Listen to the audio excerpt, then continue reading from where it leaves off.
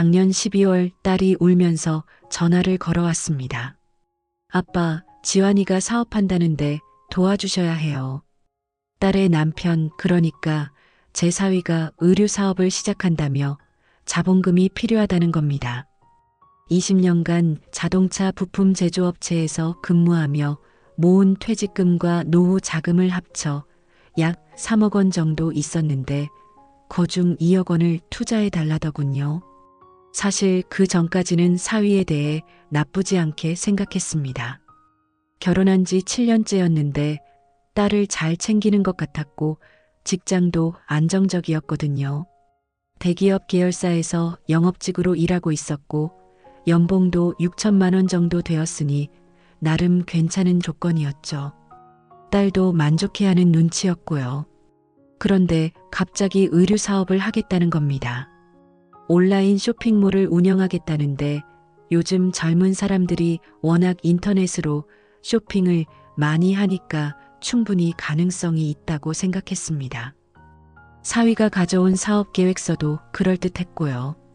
초기 투자금은 2억 원, 예상월 매출은 3천만 원에서 5천만 원, 순이익은 1천만 원에서 2천만 원 정도로 계산되어 있었습니다. 아내는 처음에 반대했습니다. 우리 나이가 몇 살인데 그 돈을 다 투자해? 노후 자금인데. 하지만 딸이 계속 설득했습니다. 지환이가 정말 열심히 준비했어요. 성공하면 부모님께도 더 많이 드릴 수 있어요.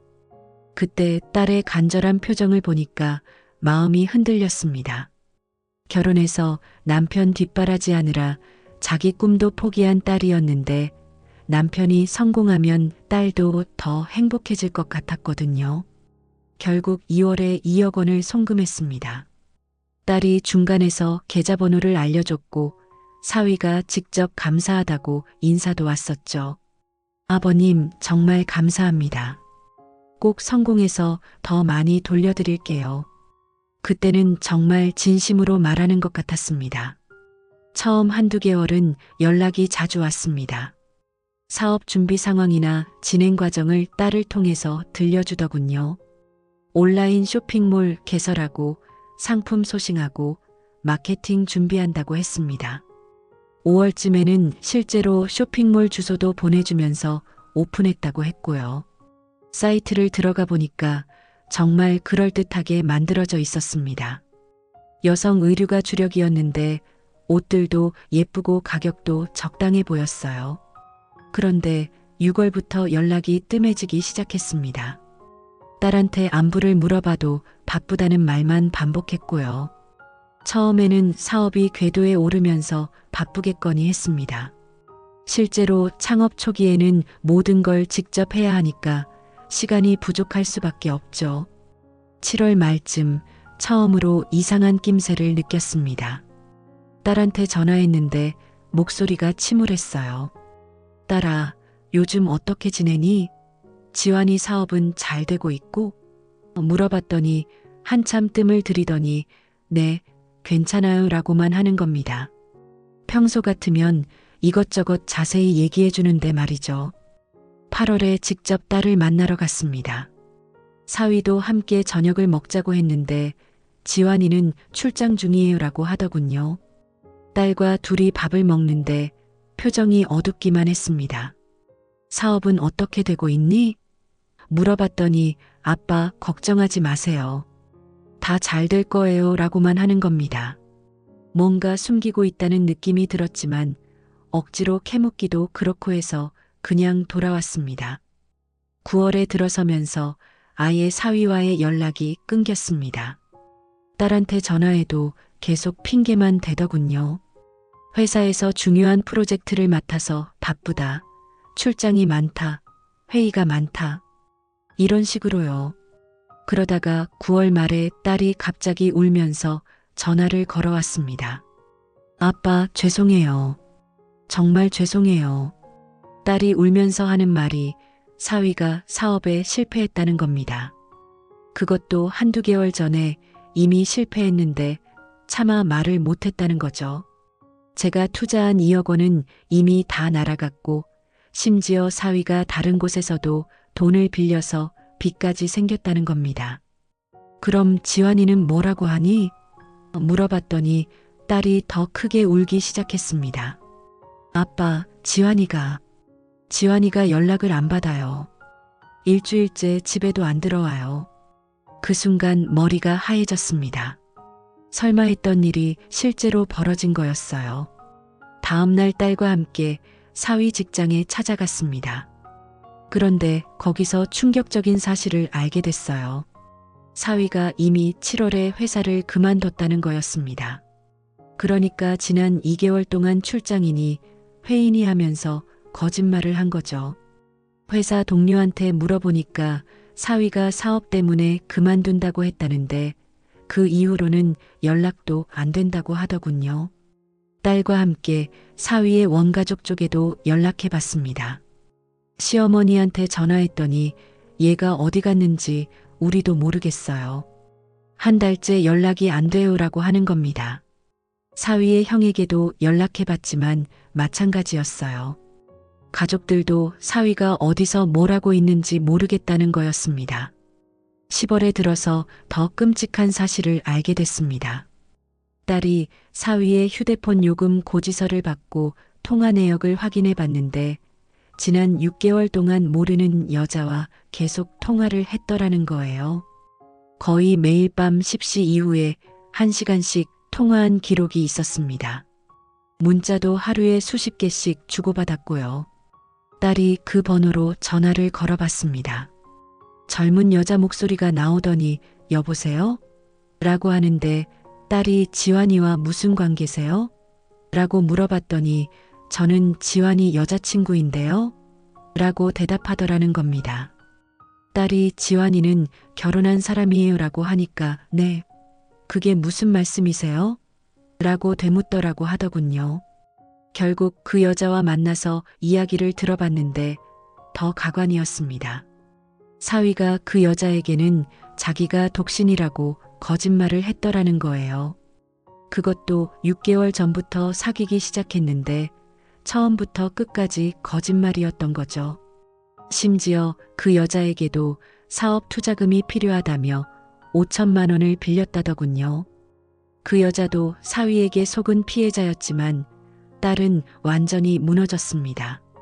남편이 바람을 피웠다는 사실보다도 자기 때문에 아버지의 노후 자금을 날려버렸다는 죄책감에 더 힘들어했어요. 매일 울면서 아빠, 정말 죄송해요. 제가 다 갚을게요라고 하는데 딸 월급으로는 언제 갚을지도 모를 일이었죠. 11월에 사위를 찾기 위해 사설 탐정까지 고용했습니다. 비용이 또 200만 원이나 들었지만 그나마 사위의 행방을 찾을 수 있었어요. 사위는 부산에 있었습니다. 그것도 또 다른 여자와 함께 살고 있더라는 거예요. 서울에서 사귀던 여자와도 연락을 끊고 완전히 새로운 신분으로 살고 있었던 겁니다. 탐정이 찾아낸 주소로 딸과 함께 부산까지 내려갔습니다. 원룸 오피스텔에서 나오는 사위를 보는 순간 딸이 그 자리에서 주저앉더군요. 사위 옆에는 20대 초반으로 보이는 젊은 여자가 있었어요. 친밀하게 팔짱을 끼고 걸어가는 모습을 보고 있으니까 화가 치밀어 올랐습니다. 사위를 붙잡고 따져 물었습니다. 야, 이게 뭐냐? 내 딸은 어쩌고? 사위는 처음에는 당황하는 기색을 보이더니 곧 뻔뻔스럽게 말하더군요.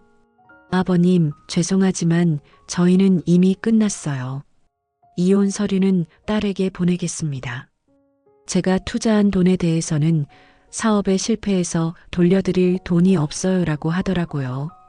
그럼 너 지금까지 한 짓이 뭐냐? 결혼해놓고 바람 피우고 장인 돈까지 가로채고? 따져 물었더니 그런 말씀하지 마세요. 저도 사업하려고 열심히 했는데 실패한 거예요 라고 하더군요. 뻔뻔함의 끝판왕이었습니다.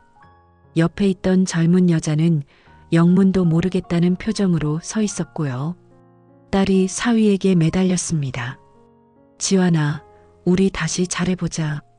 아빠 돈은 내가 갚을 테니까.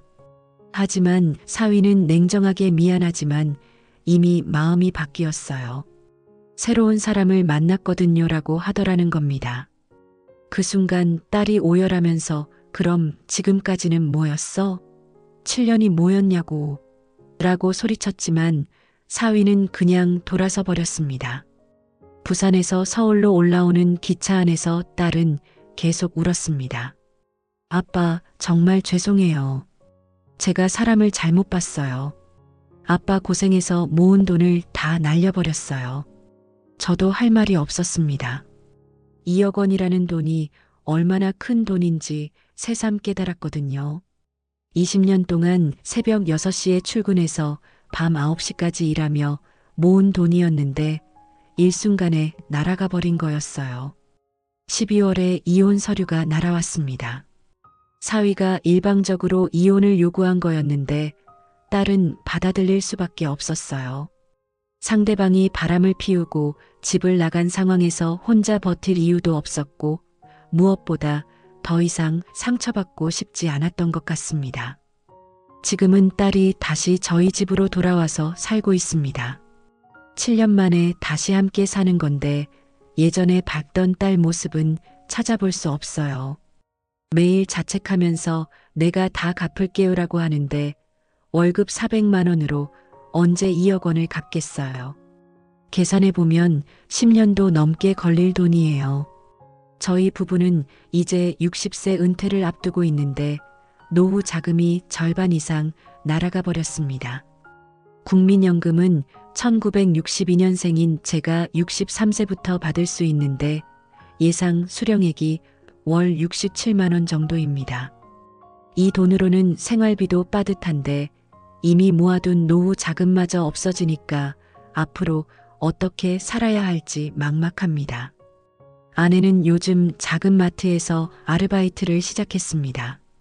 시간당 9천 원 받고 하루 8시간씩 일하는데 한 달에 200만 원 정도 벌어요. 저도 은퇴 후에 할 수 있는 일을 찾아보고 있지만 쉽지 않습니다. 이 나이에 새로 시작할 수 있는 일이 많지 않거든요. 가장 속상한 건 딸이 자책하는 모습입니다. 원래 활발하고 밝던 성격이었는데 지금은 하루 종일 집에만 있으면서 말도 잘 안 해요. 친구들과의 연락도 끊었고 새로운 사람을 만날 생각도 없다고 하더군요. 34살인데 이렇게 살면 안 되는데 말이죠. 간혹 사위 소식이 들려오기도 합니다. 부산에서 또 다른 사업을 시작했다는 얘기도 있고 새로 사귀는 여자의 돈으로 산다는 얘기도 있어요. 하지만 더 이상 그 사람한테 기대하지 않습니다. 이미 물 건너간 돈이고 그 사람 인격을 봤을 때 돌려받을 가능성도 전혀 없어 보이거든요. 요즘 주변에서 비슷한 이야기를 종종 듣습니다. 사위가 사업한다며 돈을 빌려가서 연락을 끊었다든지 자녀가 투자하자며 부모 돈을 날려먹었다든지 이런 일이 저희만의 일이 아니더라고요. 하지만 직접 당해보니까 그 충격이 말로 설명할 수 없습니다. 지금 딸에게는 내 잘못이 아니니까 자책하지 말라고 계속 얘기하고 있지만 속으로는 정말 화가 납니다. 딸을 보고 화가 나는 게 아니라 이런 상황을 만든 그 사위가 화가 나는 거죠. 어떻게 사람이 그렇게 뻔뻔스럽게 남의 돈을 가져갈 수 있는지 이해가 안 됩니다. 변호사와도 상담해봤지만 법적으로 돌려받을 방법은 거의 없다고 하더군요. 투자 계약서를 제대로 쓴 것도 아니고 사위가 고의로 사기를 친 것을 증명하기도 어렵다는 겁니다. 단순히 사업 실패로 보일 수도 있다는 거죠.